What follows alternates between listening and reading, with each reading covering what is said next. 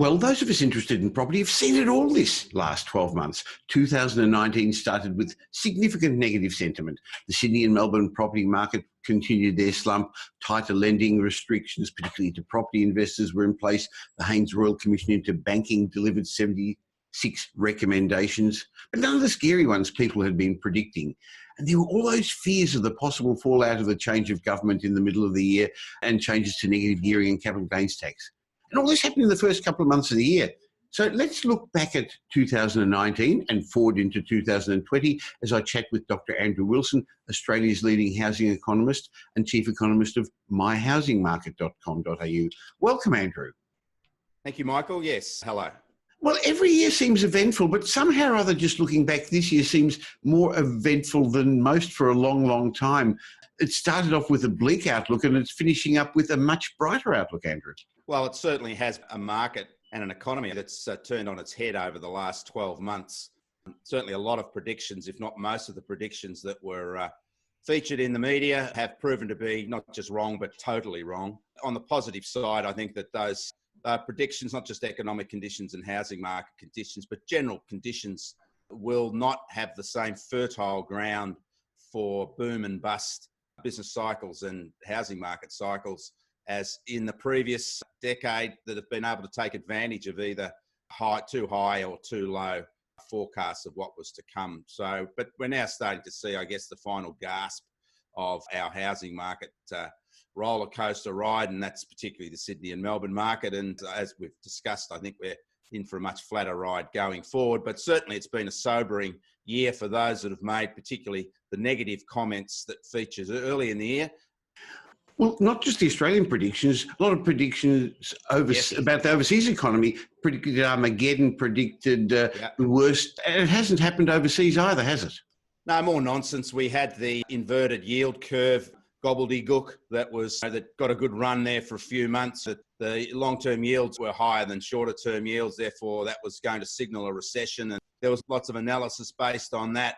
Of course, that's proven to be complete garbage. Those things are all sentiment-driven, the rate at which longer-term bonds were being bought. And the American economy, of course, is the clear epicenter of that sort of conversation. And that's actually now picking up quite reasonably and finally showing some signs that maybe with a bit of luck, we will pick up perhaps in the medium term, particularly given incomes growth is now starting to look a little more healthier in the US. But of course, their unemployment rate is still falling quite sharply and very, very low, whereas ours is rising and it is now considerably higher than the US rate. So we'd have to join in that very low unemployment rate and falling unemployment rate that the Americans are enjoying at the moment to get our income growth up and running. That, of course, is the missing link clearly in our economy at the moment. Well, looking back over the last year, our economy has underperformed, hasn't gone into recession, it's not in reverse, it's really only in first or second gear, and it doesn't look like that's going to change in the near future, Andrew. No, we have two clear drivers of the economy, Michael, that's keeping its head above water. One is our export sector, particularly mining, which is very strong, and government spending is also quite strong, and that's keeping the economy ticking over. Consumption, of course, the domestic economy in terms of local spending is still quite weak, and that reflects particularly that low income growth environment that we have. That's something that will only really regenerate once we get some prosperity back in the economy, and that will come as a result of higher incomes, which we're not really seeing happen as yet. Well, the Reserve Bank's hell bent on getting our jobs rate up and unemployment down, and to do that it's lowered interest rates 3 times. We've said it before, it really hasn't worked, has it, this time round? No, the Reserve Bank left interest rates on hold for too long. They were part of the macroprudential policy cheer squad that APRA introduced that cracked the housing market. These, in my opinion, were ill-advised policies, which we did see the result of, and I think that they worked their way into the general economy. APRA is always fond of saying that, or does say that their responsibility isn't to the broader economy. Their responsibility is to financial risk management. That's fair enough. But the responsibility of Treasury, of ASIC and of course the RBA is to the economy. And I think that they were found wanting in becoming too fixated in housing market activity, particularly Sydney and Melbourne. And that was part of the reason why they didn't continue to cut rates when they should have, to keep the momentum in the economy ticking over.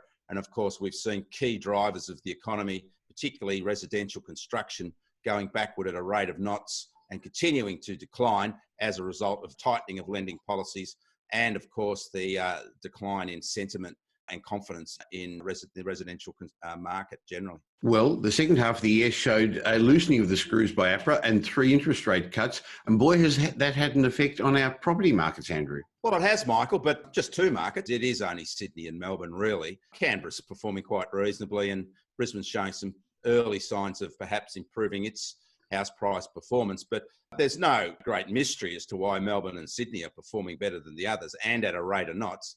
And that's because they fell more than any of the other capital city markets. I mean, even though we're seeing quite extraordinary price growth at the moment, in fact, near record price growth in Melbourne and Sydney, prices are still below where they were 2 years ago. And that's the whole point of the growth rates, is that they're being sucked up like as in a vacuum, because there's that capacity to get back to previous price peak. Adelaide, Canberra and Brisbane, particularly around about their peak price points. That's why there's not that same capacity to grow at the rate Melbourne and Sydney are, because they're in catch-up mode. So again, more nonsense. We need a cold shower. But the question, or the interesting point, will be when Melbourne and Sydney prices reach their previous price points, which at the current rate of growth should be around the middle of next year, where the market moves from then, where we'll see a deceleration in prices growth. Of course, we'll have some factors to drive the market then, and that'll be likely 2 more interest rate cuts and other factors such as more first home buyers in the market. And of course, incomes will continue to grow.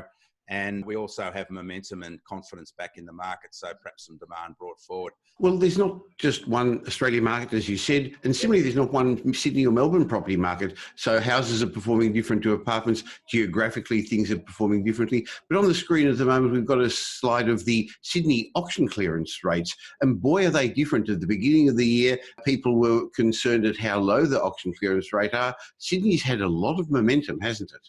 Well, yes and no, Michael. I mean, the auction market, this is, again, perhaps a little bit of the misguided insights into the market. I mean, the Melbourne and Sydney auction markets actually started quite reasonably this year. Clearance rates were above 60% in both those markets in February and into March. And that was well ahead of the 40% results that characterised the end of 2018, which of course was near record levels. So the markets came back at the beginning of 2019, and that's because obviously it was a good time for buyers to be in the market because prices had fallen. And really the markets accelerated following, of course, the re-election of the Morrison government, and those interest rate cuts fueled increased buyer attention. But the markets had started to recover prior to those key drivers, but of course that did fuel very strong results. And look, the Sydney markets really tracked around about 80% weekend clearance rates for most of spring. Melbourne eased off a little bit, but has picked up recently and is tracking around about the mid 75%. And they're very clearly good markets for sellers. And we're starting to see a lot more activity from sellers in both the Sydney and Melbourne market at the end of the year. And in fact, the excuses that were made that high clearance rates are a result of low volumes or low listing numbers was obviously proven to be another false analytical insight, because we still had high clearance rates despite listing numbers rising above the levels of 2018 at the end of 2019. So it did show that buyer depth was still quite robust, and that the appetite for property in Melbourne and Sydney was quite strong across the board. One of the early concerns in the year, Andrew, was the Haynes Royal Commission, and then all of a sudden it was over. And I don't even know what those 76 recommendations are. Doesn't seem to have changed anything. No, I think it was a waste of time, Michael, other than perhaps providing some scrutiny into our financial sector. But I think the negatives far outweighed the positives. It had an impact on confidence. And what it did was obviously reveal some significant shortcomings in the management abilities or structure or capacities of the big banks and financial institutions. And that's fine. But of course, it has undermined confidence. And we've seen a continued impact on particularly the management structures of the big banks. And that's fair enough. You have to be accountable for your mistakes. But it has undermined confidence. And it certainly has gone forward, created, I guess, a very fragile environment in our banking sector. And I think there's issues here about still being overly risk averse in an environment which is certainly improved. One of the big stories during the year were the structural issues of buildings, all those new apartment buildings. It started with the Opal Tower in Sydney, then there were other buildings in Melbourne. There were the cladding issues suggesting that a lot of buildings are going to have to remove the cladding that's already there at significant expense to their owners. That's created a bit of concern about that whole wave of new high-rise apartments built over the last decade, Andrew. Well, yes, Michael, it was concerning, obviously, to have questions over structural integrity. This would be a concern to those that had purchased properties. And I think the key thing was this a disincentive for buyers in the off-the-plan market, in the new apartment market. I don't think it's actually had a significant impact on buyer activity. The areas where there is higher levels of unsold new apartments in Melbourne and Sydney are areas where actually there's been more building.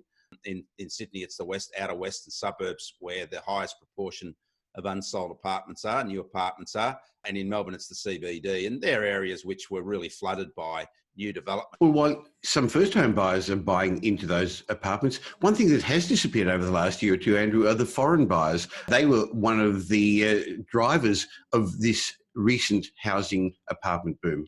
The government are particularly sort of worried by the lack of consumption and growth, and we're seeing very low numbers of apartment approvals coming through. There's no sign of a revival in apartment development, which is a very big concern in terms of where the jobs are going to come from. But of course, we had policies that were designed as disincentives for foreign buyers and foreign investors. It's the lesson of short-term policies. Beware of the law of unintended consequences. That's what we're seeing now, particularly with lack of generally of investors across the board, not just international investors. In previous discussions, we've talked about the headwinds to our economy, the difficulties with the retail sector and with unemployment. And a lot of people who watch our regular commentary leave comments on social media and on YouTube and telling us we don't understand how bad things are and our economy is going to crash. What are your thoughts? What's going to happen to Australia's economy over the next year or two? I'm reasonably positive about Australia's economy, Michael. We've got a very strong export sector, and that keeps us elevated against other similar advanced economies. We're very strong exports in terms of mining, agriculture, education and tourism. We're a very small country in terms of population. We have a very narrow profile with just 5 or 6 major cities, and the rest are small regional areas. So we don't have to provide a lot of income generally for our small population, and having a very strong export sector gives us at least the capacity to be able to stimulate our economy through fiscal policy. I think that, that is to spend all our income from exports. And I think that we're starting to see signs coming forward now that the government will perhaps change its rigid policy focus on a budget surplus and start to create some more fiscal energy to stimulate our economy. And we're in a good position to do that. I mean, the US has a $1 trillion deficit, which is 4% of its GDP. We are in a budget at the moment. I mean, if we had a 4% budget deficit, and most advanced economies are running deficits at the moment, that would certainly give us the capacity to spend and stimulate our economy. And I'm not just talking about infrastructure projects, which I'm a little circumspect about,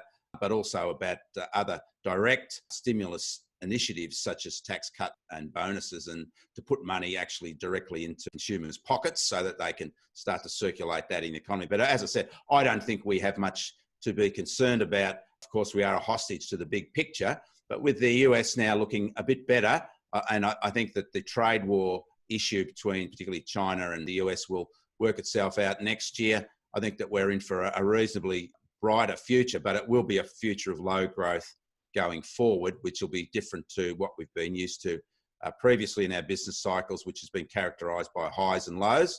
We're going to have a much flatter business cycle going forward, but I am positive about the Australian economy, its prospects within a lower global economic environment.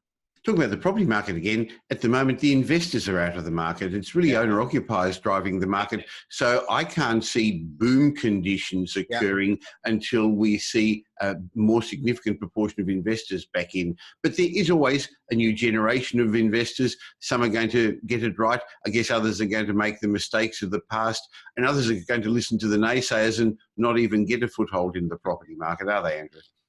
Well, if you had to listen to the naysayers at the beginning of the year, you certainly would have missed out, wouldn't you, Michael? Because you would have sat on your hands where the people with a little bit more confidence in the market or a little bit more intelligence would have been active in the market and taken advantage in Sydney and Melbourne of those price increases, which will continue into next year. Look, you're right, investors are the missing link. That's what's remarkable about prices growth in Melbourne at the moment and Sydney, Michael, is that even though prices are growing, according to some measures, at near record levels over a quarter, we've got a lot of missing factors in the market. We've got investors' numbers are still falling. And of course, we've some parts of the new apartment market that are still struggling to find buyers. And yet we have these very strong price outcomes. So it is a market of parts. And I'm not sure we'll see that resurgence from investors we did see fueling the market 3 to 4, 5 years ago in Melbourne and Sydney. Investors will come back into the market, but perhaps for different reasons, more about return on investment rather than short-term capital growth. Well, we've had the biggest resurgence in property values in Melbourne and Sydney on record, and it's not normal for investors to be driving that at this stage of the cycle. In the rebound stage. Usually it's owner-occupiers. Sure, strategic investors are there, they know and they understand, but it's usually more at the latter stage of the cycle where finance is easier that investors drive property prices up probably further than they're meant to go, and that then brings the Reserve Bank up to rising interest rates or APRA getting involved, and the cycle goes on. So what do you see looking forward? Polish up your crystal ball. What are we going to be discussing when we have this chat this time next year? I think we'll see prices growth easing in a year's time, Michael. I think that perhaps the risks now are to the upside in terms of the level of prices growth overall next year. I think that it'll be pushing perhaps closer to 10% over the year in Melbourne and Sydney. I know others are predicting a lot higher than that. But I do think we've got to understand that the growth factors or the factors that will push prices up next year are clearly still prices are below where they were 2 years ago. There's still around about 5% left in growth levels just to catch up to those levels of 2 years ago. So there's 5%. We're going to have a new first home buyer policy, deposit scheme policy introduced on the 1st of January. That'll bring more first home buyers into the market. So there's more demand there. We will get a couple of interest rate cuts. I think there's almost certainly we'll get 2 before June. Even though the economy is reasonable, it still needs lower interest rates. And the Reserve Bank has basically signalled that anyway. And particularly given unemployment's rising and actual job numbers are falling, I think that the Reserve Bank will have to act. A couple of interest rate cuts will create capacity for higher prices. We're still seeing incomes growth, even though it's low, it's still growing. So will be higher incomes to fuel higher prices. Plenty of momentum and confidence back in the market. We will see more investors in the market, as you suggested. So that's more demand. So I think that's a reasonable scenario to say that we might head towards a 10% price outcome over the year in Melbourne and Sydney. I don't think it'll go much higher than that because once those interest rate cuts are gone, that'll be it for interest rates. The Reserve Bank won't likely move beyond that 0.25% bottom line. Incomes growth is still quite slow. So therefore, we'll start to get affordability issues once prices rise to their previous peak levels. And we will see a surge in first home buyer activity followed by the inevitable easing in the numbers of first home buyers because demand would have been brought forward. So overall, however, I do think that we've got a reasonable argument for double-figure prices growth next year in Melbourne and Sydney. Now, we've been around long enough to remember people saying, but prices are unaffordable. They can't go up. Our kids will never be able to afford property. But I have more confidence in the Australian property markets driven by strong population growth, the fact that a large part of that population still wants to live in our big 3 capital cities and in certain locations there, and the general wealth of the nation. So we've got a good year ahead. I look forward to catching up with you regularly, Andrew, to have these chats. Let's see how it all pans out in 2020. I think it's looking a little bit more certain, the outcomes next year compared to this year, where we started off the year really like Alice looking in the looking glass, really a blatantly stupid doom and gloom environment.